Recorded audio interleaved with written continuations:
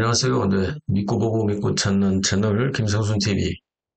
시진핑 권력 투쟁 분석 82번째는 공산당은 반인류적인 사악한 집단이다.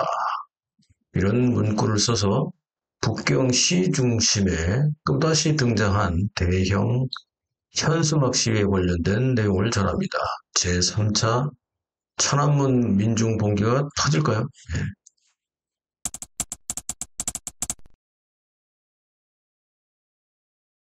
중국 인민들조차 기대했던 사중전에 흐지부지 끝나면서 중공과 중국 사회는 더욱 긴장하는 분위기입니다.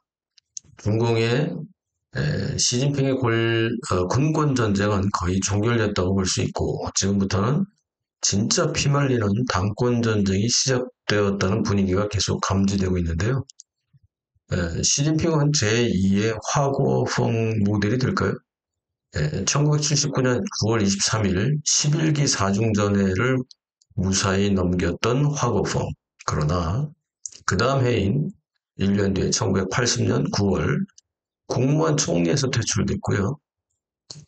다시 다음 해인 1981년 6월 결국 중공의 중앙주석자리, 중앙군사의 주석자리 모두 다 뺏기고 퇴출돼 버렸습니다.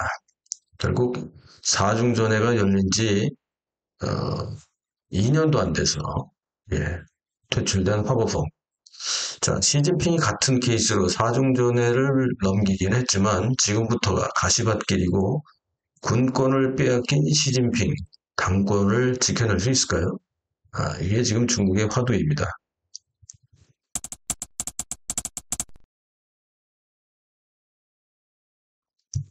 사중전해 이후에 중국에서는 이상한 현상들이 계속 나오고 있는데 특히 중국에 출현한 두 가지 시한폭탄과 같은 사건들이 있습니다. 시진핑 입장에서는 표면상으로는 무탈하게 끝난 것 같지만 사중전해 이후에 오히려 시진핑의 위기 혹은 공산당 전체의 위기는 더욱 증폭되는 중이다 이렇게 볼 수 있는데요. 이 중공의 심각한 권력 투쟁이 진행되는 현재 중국의 두 가지 시한폭탄이 출현 중이다 이렇게 볼 수 있습니다. 하나는 중국 공산당, 집권당인 중국 공산당의 체제 내부로부터 시작되는 체제 위기로 볼 수 있고 이건 사실 이제 중공의 체제 위기죠. 다른 하나는 노예로 살아온 중국의 인민들, 중국 사회 민간에서부터 끌어오르기 시작한 민중봉기 조짐입니다.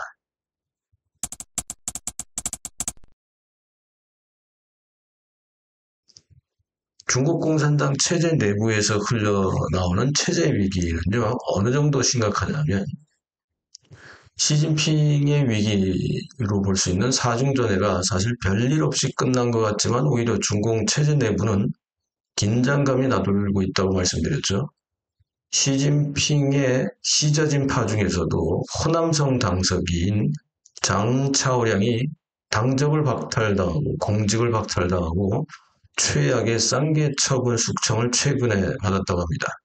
이 공식적인 발표는 아직 안 나왔지만요. 장 차오량 호남성 당석이의 죄목이 아주 이상합니다. 오묘한데요. 부패, 미신에 대한 맹신, 그리고 가족형 부패다. 부패가 특히 가족형 부패다. 이렇게 지금 죄목을 씌우고 숙청의 명분으로 삼고 있는데요. 측근들 증언을 따르면 장차령의 숙청의 진짜 이유는 부패가 아니고요. 회식 자리에서 한 한마디 때문이라고 합니다. 네. 중공의 체제 내에서 고위층에서조차 시진핑 체제에 대한 불만을 표출하기 시작했는데 이게 이제 그 같이 있었던 사람들이 감찰반에 찔렀겠죠. 결국 감찰반에 걸려서 숙청을 당하고 말았습니다.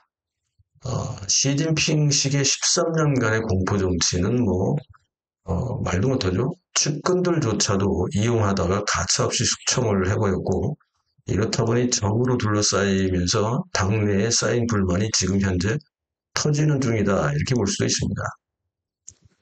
예를 들어서 시진핑의 최측근 시자준이었던 사람들이 적으로 돌아서서 반시진핑파의 주축을 형성하고 있는데 한 세 가지 분류로 한번 나눠볼까요? 첫 번째는 군부의 태자당 시좌진 3인방으로 불렸던 류유한, 류야조, 짱요샤.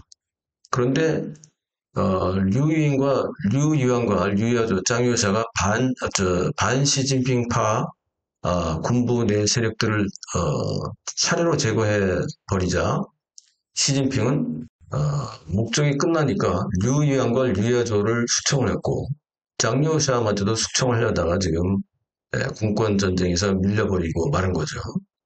두 번째는 당내 시좌진의 주축을 이루었던 특히 역시 장점인파를 몰아내는 데 앞장섰던 시진핑의 호위무사 왕치산, 재계 거물 고원괴 뭐 이런 사람들이 반시진핑파로 완전히 바꿔버렸죠. 전환됐습니다. 그런데 또 문제는요. 현역 시좌진파에 속해 있으면서도 반시진핑파로 전향할 가능성이 있는 사람들이 있습니다. 제가 이미 이 시리즈에서 말씀드렸던 천민월, 천진시 당서기와 천진잉, 상해시 당서기. 이 두 사람은 뭐 후계자로 꼽힐 정도로 친시진핑파의 핵심 중의 핵심이었는데 이들도 그렇습니다. 그러니까 얼마나 시진핑의 그 엉터리 공부 정치가 결국 스스로 자업자득으로 만들고 있는지를 알 수 있습니다.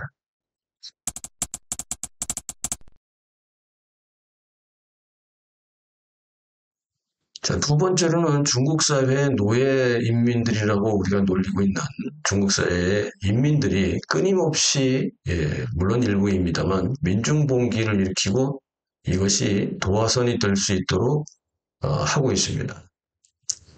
특히 2022년이죠. 10월 16일 북경의 사통교, 스통교 고가위에서 펑리파라고 하는 40대 이 사람이 현수막 1인 시위를 했잖아요. 여기서 공산당 퇴출 시진핑 하야를 주장하기 시작했고 2021년 같은 해 결국 한 달이 좀 더 지난 시점에서 11월 26일 상해에서 시작된 백지 시위가 27, 28일 이틀 동안 전국으로 확산했고 해외까지 호응을 했고 지금까지도 백지 시위의 영향력이 발휘되고 있습니다. 2022년 펑리파 현수막 1인 시위, 백지 시위 이후에 중국 전역에서는요. 계속해서 2023년, 24년 그리고 올해까지 같은 시위들이 발생하고 있습니다. 1인 시위라든지 뭐 집단 시위라든지 무슨 시위만 있으면 이제는 공산당 퇴출, 시진핑 하야 구호가 자연스럽게 나옵니다. 2025년만 해도 8월 13일 가장 유명한 게 북경의 대자보 시위입니다. 시진핑의 총석이 퇴진이 써있는 대자보가 또 나붙었고 또 29일에는 8월 29일은 중경시에서도 중경대학촌에서 빔 프로젝트 영상 시위 기억나시죠? 이 공산당 퇴출 시진핑 하야 뭐 이런 것들이 계속해서 끊이지 않고 일어나고 있습니다. 너무 많아서 일일이 다 나열하기 힘들 정도죠.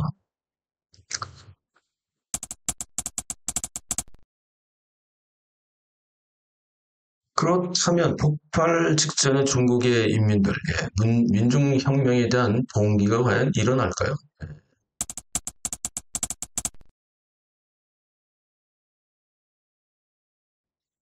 이번에 북경 시중심인 쌀리툰이라는 데가 있습니다. 두 장의 거대한 현수막 시위가 또 등장을 했습니다. 2025년 올해 10월 25일 며칠 전이죠. 북경의 시중심인 쌀리툰 6교에 걸린 두 장의 현수막 시위에 중국 전체가 경악을 했습니다. 물론 중공 당국이 뭐 난리가 났죠. 게다가 지금 10월 23일 사중전회가 끝났잖아요. 그런데 중공의 권력 투쟁 결과가 기대했던 만큼 안 되다 보니 기다렸다가 이 흐지부지 끝나자 이에 대한 반발이었을 거예요. 이틀 만에 현수막 시위가 걸렸는데 이렇게 민감한 시기에 북경의 시중심에서 목숨을 건 현수막 시위가 재등장하니까 뭐 중공이 화들짝 놀랄 수밖에 없고 물론 중공 당국이 신속하게 현수막을 제거했고요. 그렇지만 인터넷에서 퍼져 있는 이 관련 포스팅을 삭제하려고 하지만 이미 확산돼서 삭제하고 지우고 이 삭제 전쟁이 또 벌어지고 있죠. 중국 내외에서 북경의 살리톤 현수막 시위에 대한 지지 및 응원은 뭐 갈수록 더 확산되고 있습니다.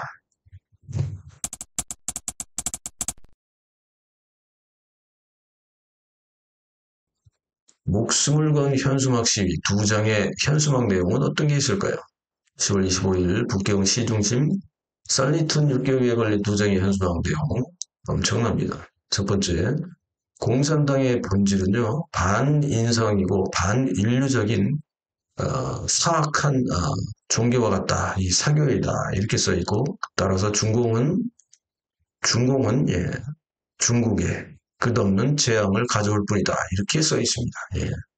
중공은 정당이죠. 집권당인 중공은 중국이라는 국가에 끝없는 재앙을 가져온다. 이렇게 써 있습니다. 이게 한 장의 현수막 내용이고 두 번째 내용은 공산당이 제정한 창당 금지 이 조항을 개방시켜라. 자유롭게 창당하고 자유롭게 경쟁하고 자유롭게 선택하고 자유와 인성과 법치가 존재하는 신중국을 건설하자. 예. 이게 중국 인민들이 현재 갖고 있는 잠재되어 있는 요구사항이죠. 그런데 그 다음 날인 10월 26일 중공 당국은 살리툰 육교에 24시간 상설 감시원을 배치해서 살리툰 육교가 성지화되는 것을 방지하고 재발 방지를 하고 있습니다. 뭐 이런다고 이게 사라집니까? 또 북경에 있는 육교에 전부 또 상설 감시원들 엄청나게 또 이 추운 날씨에 배치가 되겠네요.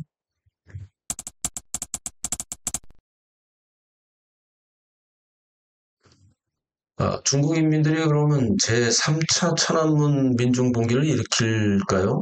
이게 굉장히 궁금해집니다. 그죠? 중국의 민주화의 상징은 역시 두 차례에 있었던 천안문의 민중봉기죠. 이제는 제3차 천안문 민중봉기가 일어날 시점이 되지 않았을까요?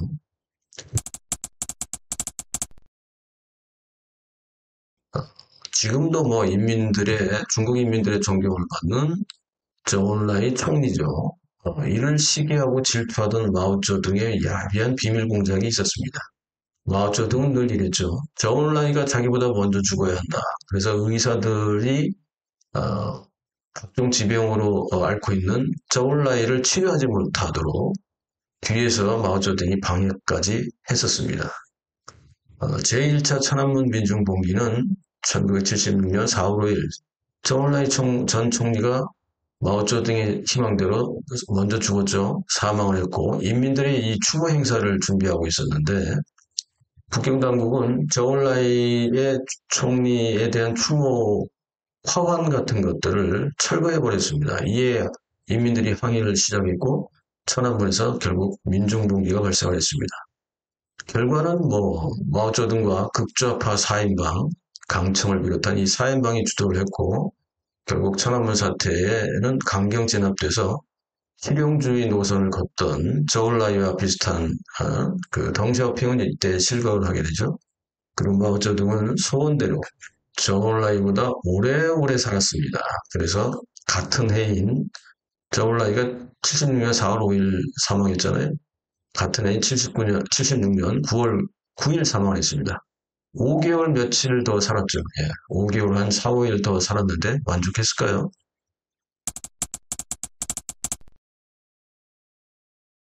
제2차 천안문 민중봉기는 여러분들이 이제 아시는 게 이게 이제 천안문 민중봉기인데 1차가 아니라 2차라는 점을 기억하시고 89년 6월 4일입니다. 원래 이 시위는 89년 4월 15일부터 천안문 광장에서 대학생들과 시민들이 주도로 천안문의 민중 항쟁이 시작이 됐는데요. 제2차 천안문 민중봉기 역시 개혁파 지도자인 후야왕 총석이 기억나십니까? 후야왕의 사망을 애도하다가 민주화를 요구하는 그런 수준까지 확대가 되어버렸습니다. 이 4월 15일부터 됐는데 북경에 있는 대학생들, 이 시민들과 뭐 시민이라고 해도 되겠네 이때는 시민들과 합세해서 민주화를 요구했으니까요. 이때는 인민들이 아니죠. 수십만 명의 군중들이 모여서 민주화를 요구하면서 단식 투쟁도 했었고요. 평화 시위를 전개하면서 전 세계 언론이 보도됐는데 이때는 인민일보 등등의 관변 언론들도 참여를 했습니다. 이게 예. 그리고 정부 공무원들도 참여하고 일부 경찰도 참여하고 뭐 이렇게 2차 천안문 민중분기는 대단했죠. 그런데 아시다시피 89년 6월 3일 밤 중공의 강경파인 덩샤오핑, 리펑 총리, 장쩌민 등 지도부들이 이 강경파들이 기만전술 이중작전을 병행하게 됩니다. 강경파의 기만전술은 첫째는 군대를 동원해서 민중해산 준비를 했죠. 몰래 숨겨놓고 군대를. 두 번째는 천안문 시위대와 내일 6월 4일 날 중요한 협상을 하자 이렇게 제안을 해버렸습니다. 이러다 보니까 천안문 시위대는 이 말을 또 믿고 너무 오랫동안 투쟁을 했으니까 4월 15일부터 했으니까 집에도 못 가고 그랬죠. 그 오랜 투쟁 중에 중공 당국의 협상안에 긴장을 풀고 대부분이 귀가하고 휴식을 취했습니다. 그리고 6월 4일 날 아침에 모이자 이렇게 된 거죠. 시위대가 거의 대부분이 빠져나가자 6월 4일 새벽 중공의 강경파들은 탱크를 동원해서 기습작전으로 천안문 광장에 민중들을 몰살시켜버렸습니다.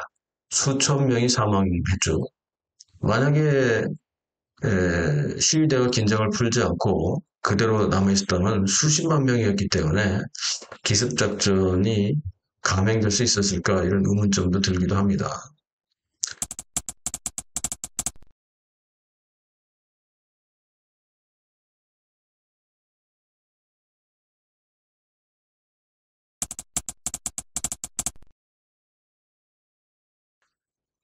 제3차 민중번기는 그러면 어디에서 일어날까요? 이건 일어나야 되지 않습니까? 9번의 천안문 민중봉기 민주화운동의 실패로 오랜 동안 좌절했던 중국 인민들, 잠시 인민에서 아주 잠시 동안 시민으로 왔다가 다시 주권을 잃어버리고 인민으로 들어가서 노예가 되어버렸죠.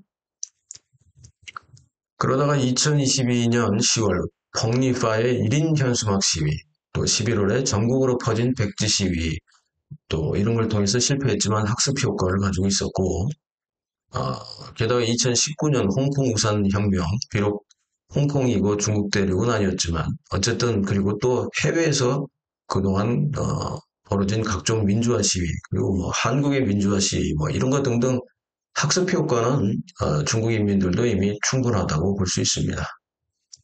그렇다면 제3차 민중공기는 이전과 달리 인민들의 의식 수준도 달라져 있고 이렇다 보니 성공 가능성은 1차나 2차 때보다는 70년대나 80년대보다는 지금은 성공 가능성이 높아 보이고요.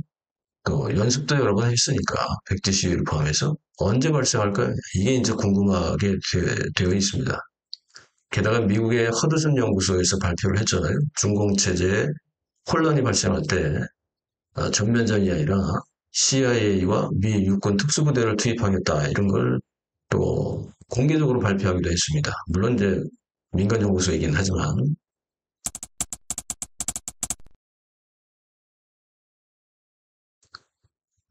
제가 시진핑 권력 투쟁 오늘은 82번째지만 39번째 즉 8월 19일쯤에 방송을 했는데 미국의 4단계 중국 함락작전